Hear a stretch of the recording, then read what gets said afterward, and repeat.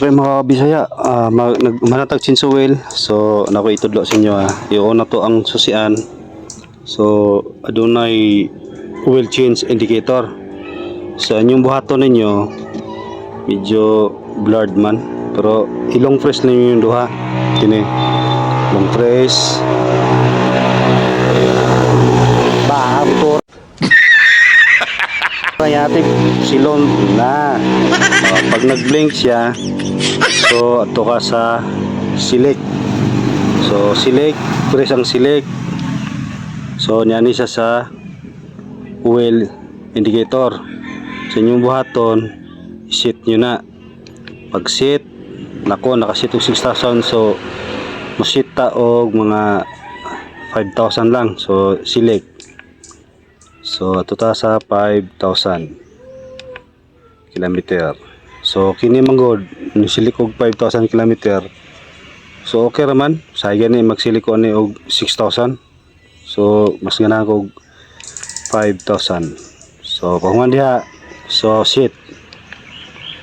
Okay.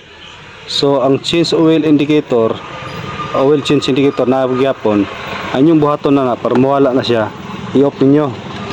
Okay. Pag-off.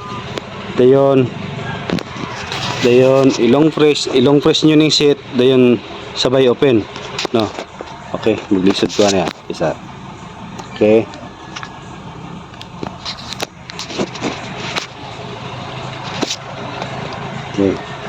Okay, long press